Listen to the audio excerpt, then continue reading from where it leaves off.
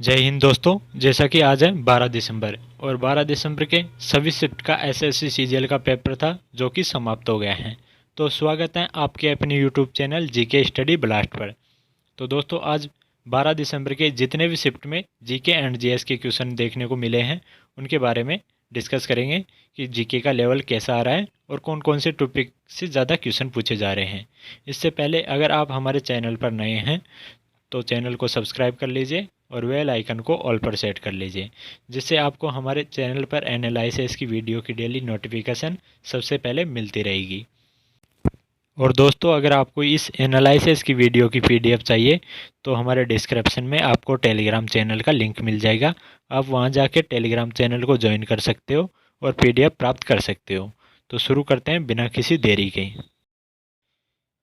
पहला क्वेश्चन पूछा गया था कि अग्निवीर योजना किससे संबंधित है। अग्निवीर योजना सशस्त्र बलों की तीनों सेवाओं में कमिश्नर अधिकारी के पद से नीचे के सैनिकों की भर्ती के लिए भारत सरकार द्वारा शुरू की गई एक नई योजना है। इसकी घोषणा 16 जून 2022 को की गई। इस योजना के तहत सेना में शामिल होने वाले जवानों को अग्निवीर के नाम से जाना जाएगा। इसका राइट आंसर हो जाएगा सशस्त्र बलों में सेवाओं के सैनिकों की भर्ती के लिए किया जाने वाली योजना है जिसको कहते हैं अग्निवीर योजना। यह देशभक्ति और प्रेरित युवाओं को 4 साल की अवधि के लिए सशस्त्र बल में सेवा करने की अनुमति देता है। इस योजना के तहत सेना में शामिल होने वाले युवाओं को अग्निवीर कहा जाएगा और युवा कुछ समय के लिए सेना में भर्ती हो सकेंगे। अगला क्वेश्चन पूछा गया था पंजाब का मुख्यमंत्री कौन है। तो आम आदमी पार्टी ने 16वीं पंजाब विधानसभा में 117 में से 92 सीट जीतकर 79% बहुमत हासिल किया। अब पंजाब के संयोजक और सांसद भगवंत मान ने 16 मार्च 2022 को मुख्यमंत्री पद की शपथ ली और 19 मार्च 2022 को 10 कैबिनेट मंत्रियों के साथ मान मंत्रालय का गठन किया गया था। इसका राइट आंसर हो जाएगा भगवंत मान। अगला क्वेश्चन पूछा गया था 1984 को भोपाल गैस त्रासदी होने वाली कंपनी का नाम क्या था। 2 से 3 दिसंबर 1984 को union carbide India limited company की फैक्ट्री से जहरीली गैस मिथाइल आइसोसाइनाइड का रिसाव होने के कारण भोपाल में लाखों लोगों की जान चली गई थी। Union carbide India limited company जो कि यूनियन कार्बाइड कॉरपोरेशन की भारत में स्थित कीटनाशक इकाई थी, वर्ष 1969 में स्थापित किया गया था। तो इसका राइट आंसर हो जाएगा union carbide India limited company. अगला क्वेश्चन पूछा गया था 2011 की जनगणना के अनुसार भारत की जनसंख्या का घनत्व कितना था। तो 2011 में भारत की जनसंख्या का घनत्व 382 प्रति वर्ग किलोमीटर था। 1991 और 2011 के बीच सभी राज्यों और केंद्र शासित प्रदेशों में जनसंख्या घनत्व में वृद्धि हुई है। इसका राइट आंसर हो जाएगा 382। अगला क्वेश्चन पूछा गया था कोलेरू झील कहाँ स्थित है। कोलेरू झील कृष्णा और गोदावरी नदी के बीच में स्थित है। कोलेरू झील एक मीठे पानी की झील है। यह आंध्र प्रदेश के कृष्णा जिले में स्थित है। तो इसका राइट आंसर हो जाएगा आंध्र प्रदेश। अगला क्वेश्चन पूछा गया था पोटेशियम नाइट्रेट का रासायनिक फॉर्मूला क्या है। तो पोटेशियम नाइट्रेट का फॉर्मूला है KNO3।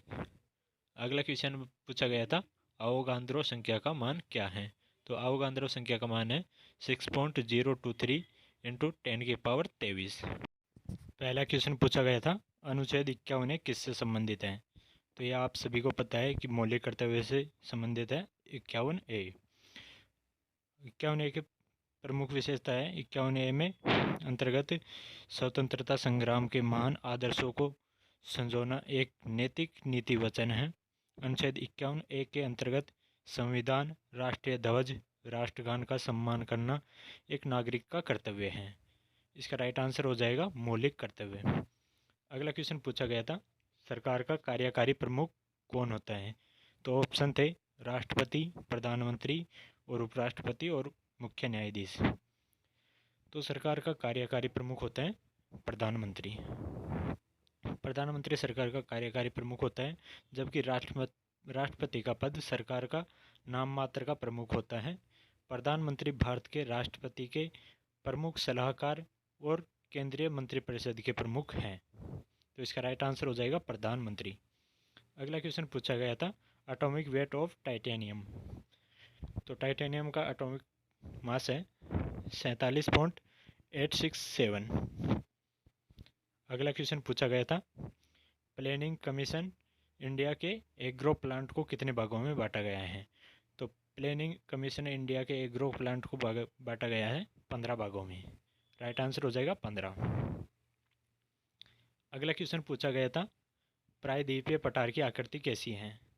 भारत का प्रायद्वीपीय पठार एक अनियमित आकृति वाला भूखंड है, जिसका विस्तार उत्तर पश्चिम के अरावली पर्वतमाला व दिल्ली और पूर्व में राजमहल की पहाड़ियों और पश्चिम में गिर पहाड़ियों और दक्षिण में इलायची पहाड़ियों तथा उत्तर पूर्व में शिलोंग व कार्बो एंगलोंग पठार तक हैं।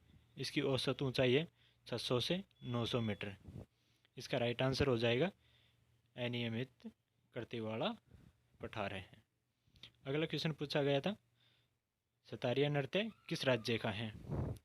तो सतारिया नृत्य है असम का। इसका राइट आंसर हो जाएगा असम।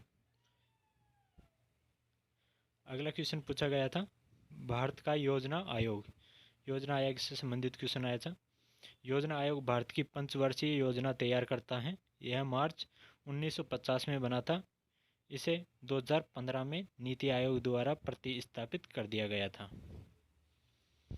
अगला क्वेश्चन पूछा गया था, इनमें से कौन सा मध्य प्रदेश का डांस नहीं है। तो ऑप्शन स्टूडेंट ने बताया था, मटकी, लाहो, फूलपत्ती, जवारा। इसका राइट आंसर नहीं मिल पाया है, तो आप कमेंट बॉक्स में कमेंट करके बताओ कि इसका राइट आंसर क्या होएगा। अगला क्वेश्चन पूछा गया था, कौन सा कानून जून 2022 में पारित हुआ था। जो जून बन तो पहले ही गया था, जो कि जून 2022 में पारित हुआ है। तो इनमें से कौन सा कानून है जो पारित हुआ था। एक है 1920, एक है 1930 में, और दूसरा आया है 1945 और 1950। इसका राइट आंसर भी नहीं मिल पाया है, तो आप कमेंट बॉक्स करके बताइए आपको अगर पता हो तो। पहला क्वेश्चन पूछा गया था, टेस्ट क्रिकेट मैच के बीच में लंच ब्रेक कितने मिनट का होता है। तो इसका राइट आंसर होगा 40 मिनट का। अगला क्वेश्चन पूछा गया था, कण्व वंश के शासक कौन थे। तो कण्व राजवंश के संस्थापक वासुदेव कण्व थे। यह एक ब्राह्मण राजवंश था जिसने शुंग राजवंश का स्थान लेने के बाद 75 ईसा पूर्व से 30 ईसा पूर्व तक शासन किया। यह राजवंश भारत के मध्य और पूर्वी हिस्सों में शासन करता था। वासुदेव ने शुंग वंश के अंतिम शासक देवभूति की जगह ली और 75 ईसा पूर्व में कण्व वंश को स्थापित किया। इसका राइट आंसर हो जाएगा वासुदेव कण्व। अगला क्वेश्चन पूछा गया था, OH एल्डिहाइड किस ग्रुप से संबंधित हैं। यह है कार्बनिक यौगिकों में CHO प्रकार्यात्मक समूह होता है, उन्हें एल्डिहाइड्रेट या एल्काइन कहते हैं। अगला क्वेश्चन पूछा गया था, अनुच्छेद से संबंधित। अनुच्छेद 15 किससे संबंधित हैं। तो अनुच्छेद 15 है धर्म, मूलवंश, जाति, लिंग, जन्म स्थान के आधार पर विभेद का प्रतिषेध। तो इसका राइट आंसर हो जाएगा धर्म, मूलवंश, जाति, लिंग और जन्म स्थान के आधार पर विभेद। अगला क्वेश्चन पूछा गया था, बड़े गुलाम अली खान कौन से घराने से संबंधित हैं। उस्ताद बड़े गुलाम अली हिंदुस्तानी शास्त्रीय संगीत के पटियाला घराने के गायक थे। उनकी गणना भारत के महानतम गायकों व संगीतज्ञों में की जाती है। इनका जन्म लाहौर के निकट कसूर नामक स्थान पर पाकिस्तान में हुआ था। तो इसका राइट आंसर हो जाएगा पटियाला। बड़े गुलाम अली खान थे पटियाला घराने से। अगला क्वेश्चन पूछा गया था, त्रिपुरा के मुख्यमंत्री कौन हैं? तो ये हैं माणिक साहा। अगला क्वेश्चन पूछा गया कला से क्षेत्र से संबंधित कि कला क्षेत्र में पद्मश्री अवार्ड किसे दिया गया है? कला के क्षेत्र में 2022 में पद्मश्री अवार्ड किसे दिया गया है? ये दिया गया प्रभा अत्रे को। अगला क्वेश्चन पूछा गया था राजस्थान के मुख्यमंत्री ने महिलाओं के लिए यात्रा के लिए कितने प्रतिशत आरक्षण दिया है? तो इसका राइट आंसर हमको मिल नहीं पाया है, तो कमेंट बॉक्स में कमेंट करके बताओ कि इसका राइट आंसर क्या होगा। पहला क्वेश्चन आया है एम्पायर अपनी एक उंगली उठाकर ऊपर की ओर इशारा करता है तो उसे क्या कहते हैं?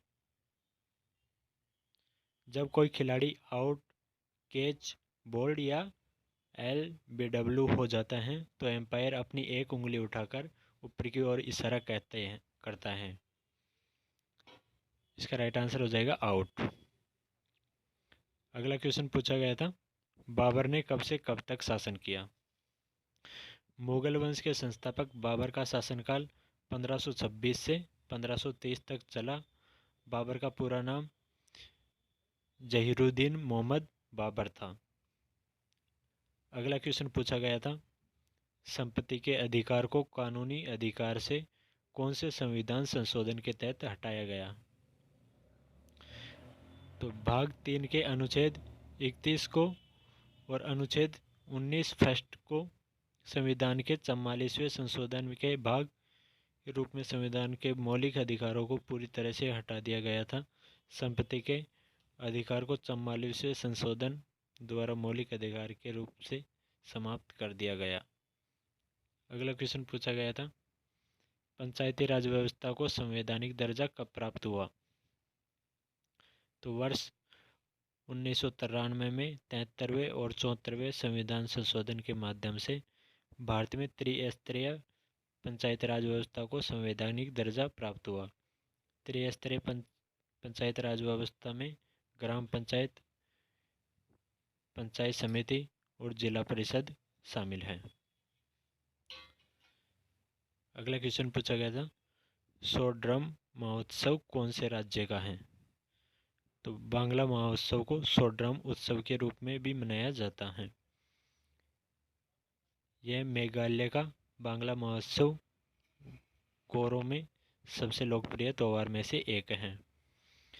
बांग्ला महोत्सव एक फसल उत्सव है जो उर्वरकता से सूर्य देवता सालजोग के सम्मान में आयोजित किया जाता है। बांग्ला महोत्सव का उत्सव एक कठिन परिश्रम की अवधि के अंत तक जो खेतों में अच्छा उत्पादन लाता है वह बांग्ला महोत्सव की शुरुआत भी सर्दियों की शुरुआत दर्शाती है। अगला क्वेश्चन पूछा गया था इग्नाइट रिजर्व कहाँ स्थित है?